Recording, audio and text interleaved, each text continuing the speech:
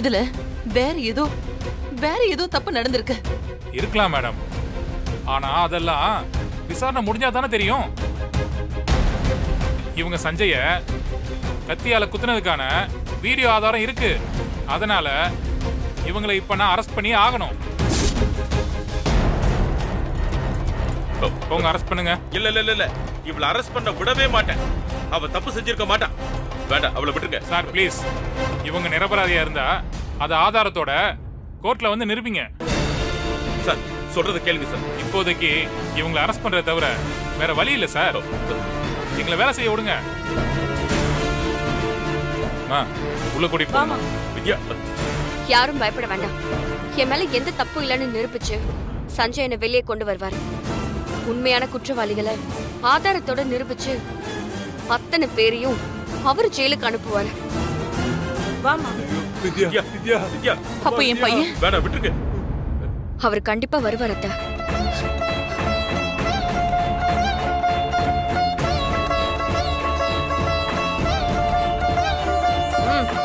வாமா.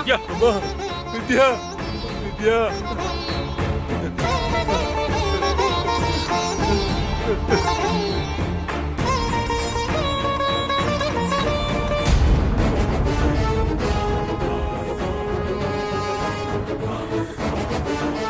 உள்ள போ.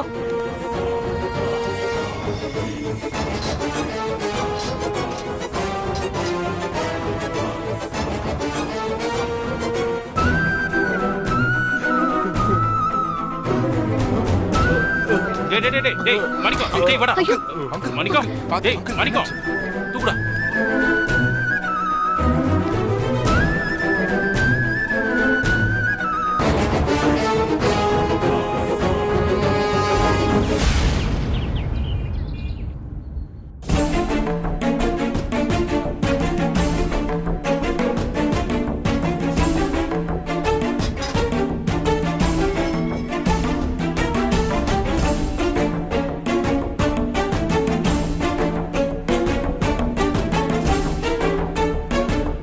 ஏய்,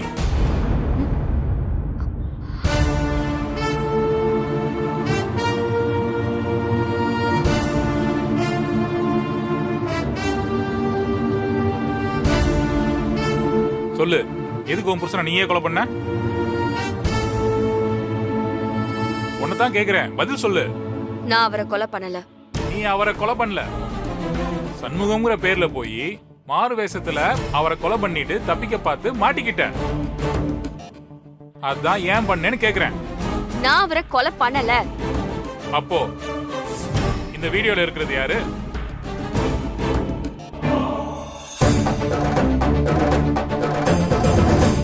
இந்த வீடியோ எடுத்தது யாருன்னு கண்டுபிடிச்சீங்கன்னா யார் இதுக்கு பின்னாடி இருக்காங்கன்னு இந்த ஊருக்கே தெரியும். யார் வேணா வீடியோ எடுத்திருக்கலாம், அது இப்ப முக்கியமே இல்ல.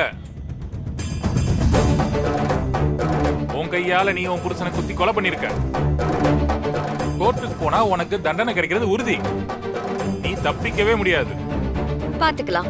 ஏய், என்ன ரொம்ப திமிரா பதில் சொல்ற? பொம்பளையா இருக்கியேன்னு பாக்குறேன். இல்ல கந்தன்,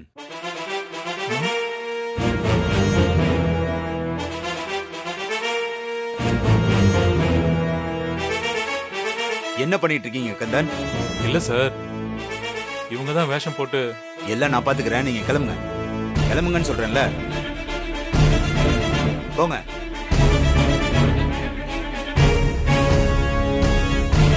நீங்க எதுவும் சாப்பிடுறீங்களா? வேண்டாம் சார்.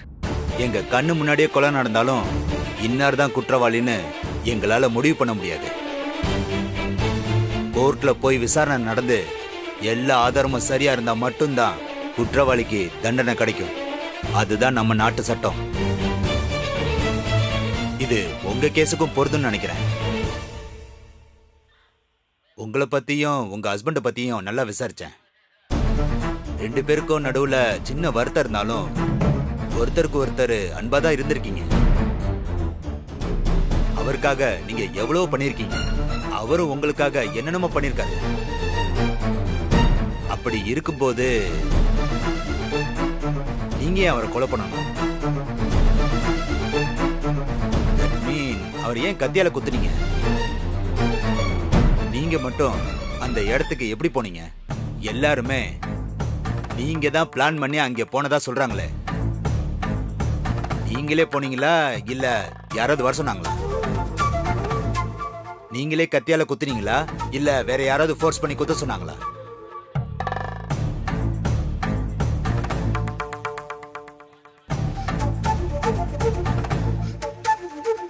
இங்க பாருங்க, இதுக்கெல்லாம் நீங்க சரியான பதில் சொன்னீங்கன்னா இந்த கேஸ்ல இருந்து உங்களை காப்பாத்த முடியுமான்னு கொஞ்சம் முயற்சி பண்ணலாம். என்னை பொறுத்த வரைக்கும் எந்த ஒரு நிரபராதியும் தண்டிக்கப்படக்கூடாதுன்னு நினைக்கிறவனா. அதுக்காக தான் நான் உங்ககிட்ட இவ்வளவு தூரம் கேட்கிறேன். சார், எனக்கு நம்பிக்கை இருக்கு. என் புருஷன் சாகல. அவரே நேர்ல வருவாரு. நடந்த பிரச்சனைக்கு பின்னாடி யாரெல்லாம் இருக்காங்களோ அத்தனை பேரையும் உங்ககிட்ட புடிச்சு கொடுப்பாரு.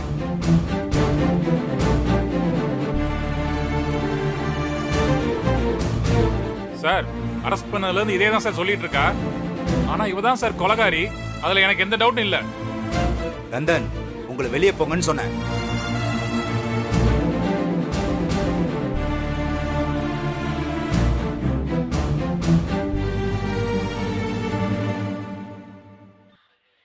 நீங்க என்ன நம்பலாம். எதுவா இருந்தாலும் என்கிட்ட சொல்லலாம். அப்போ வேற எதுவும் சொல்ல மாட்டீங்க, அப்படிதானே?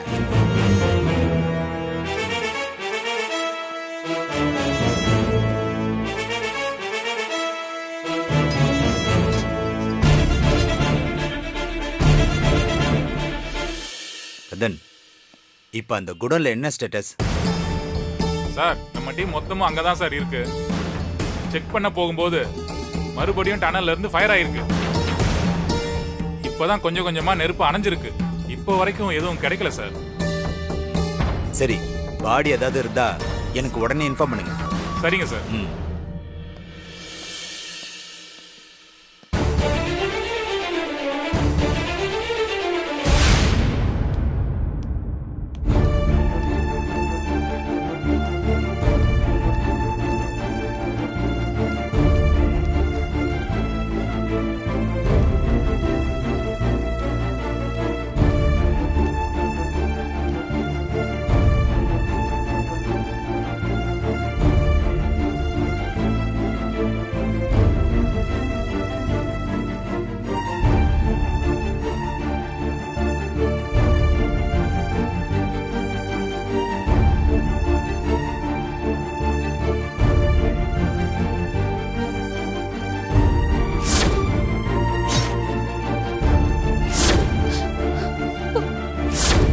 சஞ்சய் சாகல.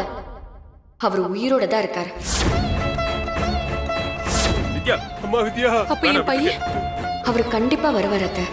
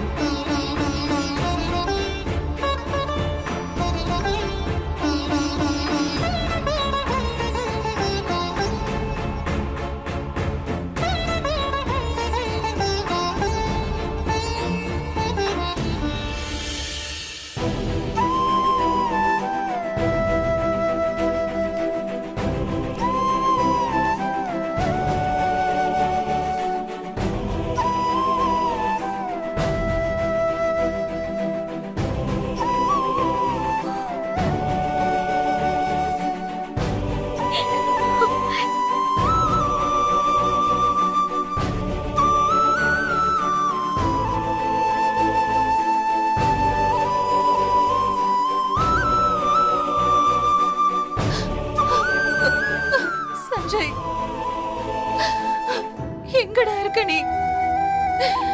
என்னடா ஆச்சு உனக்கு? ஆளாளுக்கு என்னென்னமோ சொல்லிட்டு இருக்காங்க. நான் எதை தாண்டா நம்புறது?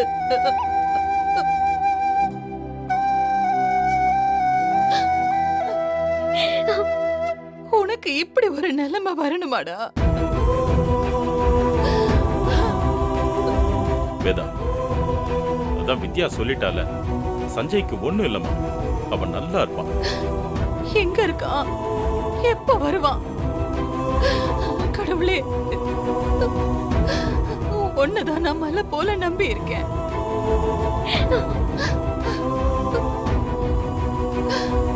ஆனா என்ன எதுக்கு நீ இப்படி சோதிக்கிற? என் புள்ளைய என் கண்ணுல காட்டு.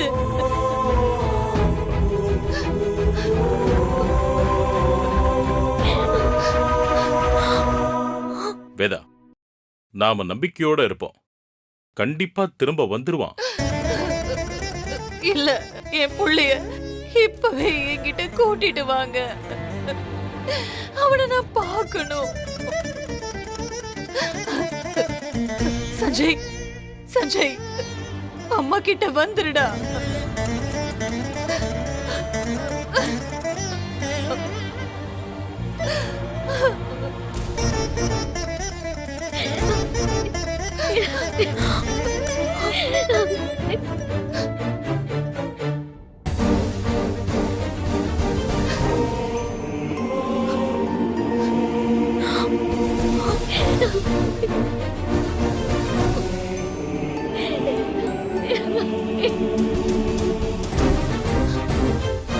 வேதா, வேதா,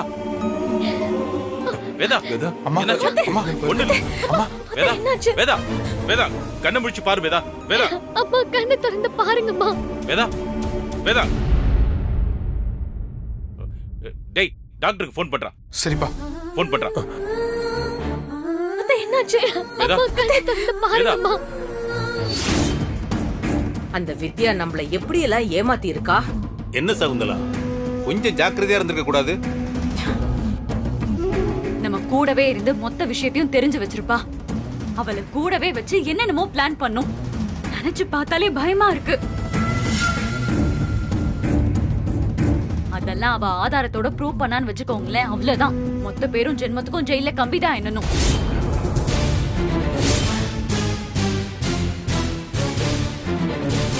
அப்படியெல்லாம் நடக்காது. இப்ப அந்த சஞ்சய் வேற உயிரோட இருக்கான்னு சொல்றாளே, அது எப்படி? குடோன்லயே சண்முகம் தான் வித்யாங்கிற உண்மை தெரிஞ்சிருந்தா அவளையும் அங்கேயே கொலை பண்ணிருக்கலாம். சண்முகமா இருந்ததால மட்டும்தான் அவளை நம்ம சும்மா விட்டோம். எப்படி பார்த்தாலும் 2 பேர்ல ஒரு ஆள் மட்டும் பழைக்கிறதுக்கான சிச்சுவேஷன் இருந்தது. அப்படி இருக்கும்போது அவ உண்மையா தானே குத்தி இருக்கணும். ரத்தம் வந்ததா நம்ம கண்ணால பார்த்தோமே. டேய் பூபதி அண்ணா, உன்னதானே கொளுத்த சொன்னோம். நீ கொளுத்தும் போது அவன் உடம்பு எரிஞ்சது தானே? ஆமாண்ணா, கத்தியால குத்தும் போது கூட உயிர் போல, தீ வச்சு கொளுத்தும் போது தான் செத்தான். அவன் துடிச்சு செத்துத என் கண்ணால பார்த்தனே. தப்பிச்சிருக்கலாம் வாய்ப்பே இல்லைண்ணே.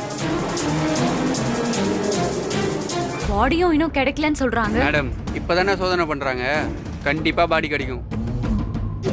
ஆனா மொத்தமா எரிஞ்சு அடையாளமே தெரியாம இருக்கும்.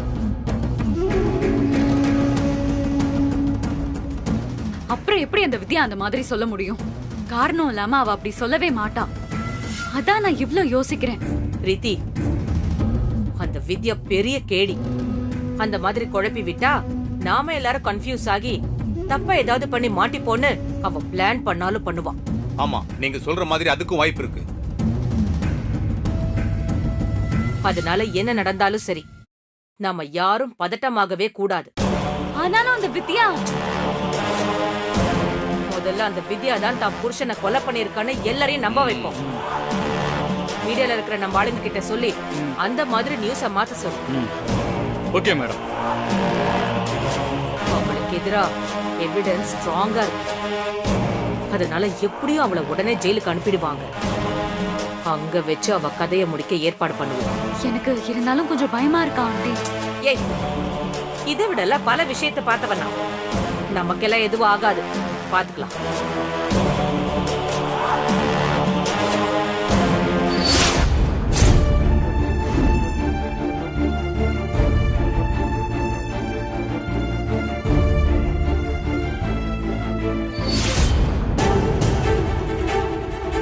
வணக்கம்.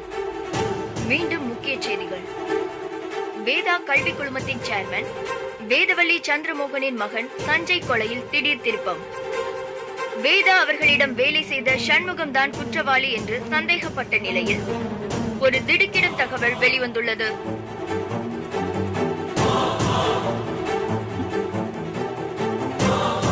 வேதா அவர்களின் மருமகள் வித்யாவை ஆண் வேடமிட்டு தன் கணவரை கொலை செய்தது அம்பலம்.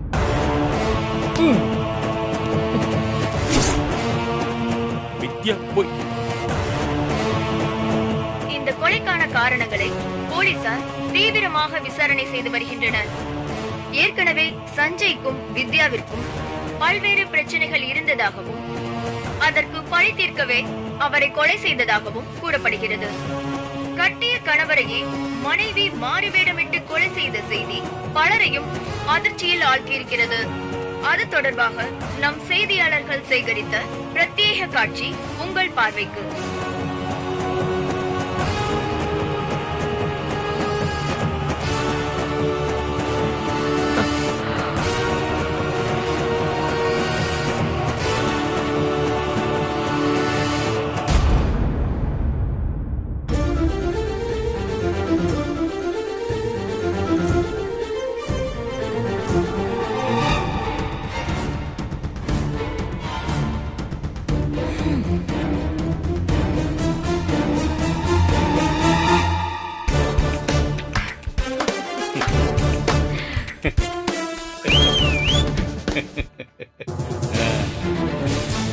அப்படி போடு. நம்ம கொடுத்த காசுக்கு மேலே கூவுறாங்களே. குமாரு மேடம், தரமான சம்பவம்டா. இந்த செய்தி எல்லாம் பார்த்ததுக்கு அப்புறம் வேதா உயிரோட இருப்பா? வாய்ப்பே இல்ல. வித்யா நம்மள புடிச்சு கொடுக்கறதுக்கு மாறு வேஷத்துல வந்தா. கடைசியா இப்ப அவளே அவ புருஷனை கொலை பண்ண கொலைகாரி ஆயிட்டா. வீடியோ ஆதாரம் தெளிவா இருக்கு. மொத்த சாட்சியும் அவளுக்கு எதிராதான் இருக்கு. அப்படி இருக்கும்போது அவ இந்த கேஸ்ல இருந்து தப்பிக்கவே முடியாது. இல்ல இல்ல இல்ல விஜய், டேய் என்னடா நடக்குது? யாருடா இந்த நியூஸ போட சொன்னது? மேடம், நீங்க இப்ப டென்ஷன் ஆக கூடாது. கொஞ்சம் பொறுமையா இருங்க. நம்ம குடும்பத்தை கேவலப்படுத்துறதுக்காக தான் இப்படி பண்றாங்களா? உடனே நீ இந்த சேனலுக்கு கால் பண்ணு. வேதா, அவங்க நியூஸ் போடுறதுனால எதுவும் உண்மையாயிட போறதில்ல. நீ கொஞ்சம் பொறுமையா இரு. வித்யா சொன்ன மாதிரி நம்ம பையன் நிச்சயமா திரும்பி வந்துருவான். நம்ம நம்பிக்கையோட இருப்போம். ஆமா ஆண்டி, அவனுக்கு எதுவுமே ஆயிருக்காது. வித்யாவும் அவ்வளவு கான்பிடென்டா சொல்றாளே. சஞ்சய் வந்துருவான். அவன் வந்ததுக்கு அப்புறம் எல்லா குழப்பத்துக்கும் ஒரு முடிவு கிடைச்சிரும். சூரியனை பார்த்து கண்டவங்களும் கத்துனா சூரியனோட மதிப்பு குறைஞ்சு போயிடுமா ஆண்டி? இவங்கெல்லாம் பேசுறதால உங்க கௌரவம் குறைஞ்சு போகாது. மேடம், நீங்க இவ்வளவு ஸ்ட்ரெஸ் ஆக கூடாது மேடம். கம்ப்ளீட்டா ரெஸ்ட் எடுக்கணும். ஏதாவது கொஞ்சம் சாப்பிடுங்க. எனக்கு என்ன ஆனாலும் பரவாயில்ல. என் பையன் திரும்பி வர வரைக்கும் நான் எதுவும் சாப்பிட மாட்டேன். சஞ்சய் வரட்டும். விஜய், நீ மீடியாவுக்கு கால் பண்ணி இதெல்லாம் நிறுத்த சொல்லுடா. நான் சொல்றேம்மா. ஆனா முதல்ல நீங்க ஏதாவது சாப்பிடுங்கம்மா. எனக்கு எதுவும் வேண்டாம். அம்மா அம்மா அம்மா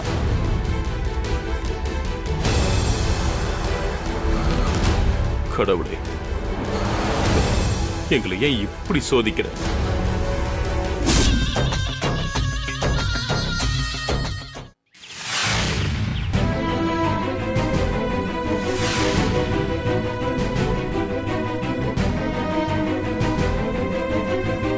ஏ பொண்ணு,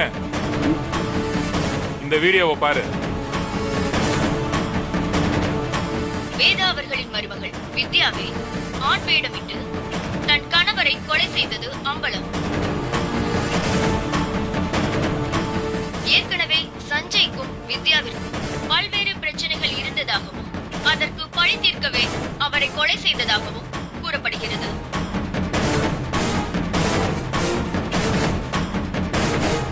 நீ கொலை செய்யலன்னு சொல்ற? ஆனா ஊரெல்லாம் நீ தான் கொலைகாரின்னு பேச ஆரம்பிச்சிட்டாங்க.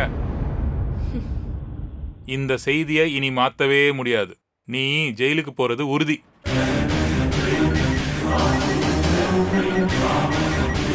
ஹலோ, அப்படியா? உடனே இன்ஸ்பெக்டருக்கு இன்ஃபார்ம் பண்ணிட்டு நான் நேர்ல வரேன்.